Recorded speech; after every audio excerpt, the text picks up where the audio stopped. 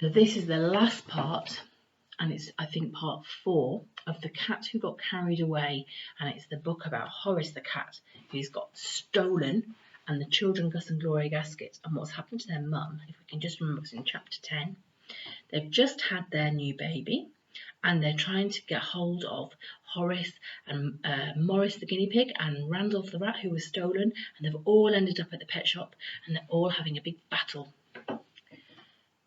Chapter 10, the final timetable. So now the pace is slowing down. Now things are winding down. Anyway, here's the final timetable. So at 1:30, little Gary Gaskett, that was the baby we saw in the last chapter, arrives.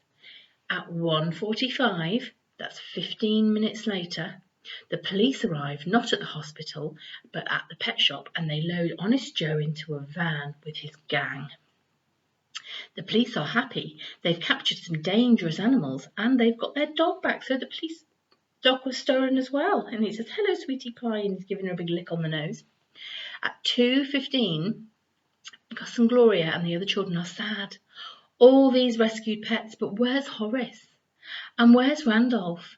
And where, if only they'd ever heard of him, was little Morris? At 2:40, the children arrive back at school, and there they are. So they come into their classroom, and Randolph the rat is already doing his maths. He's looking at some books.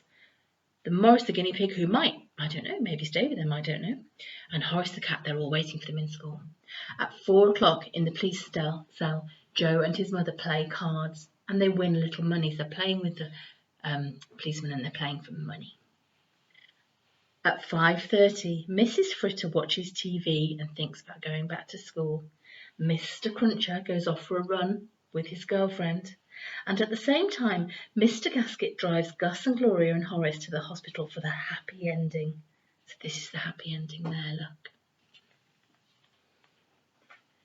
Chapter 11, meanwhile. 1 week later, the Gasketts, all 5 of them, are sitting at home side by side on the sofa. All except little Gary, because he's in his carry cot. Anyway, there they are, drinking coffee, eating cake, and sticking photos of Gary in the family album. And do you remember right at the beginning of the book? So if we can find it, that's what they were doing. They were looking in their family album, weren't they? That's right at the start of the book, and they were looking at all the pictures. And now they're adding their pictures of their new baby brother. There was a photo of Gary aged 1 hour. There was a photo of Gary aged 1 day. A photo of Gary aged 2 days, and so on.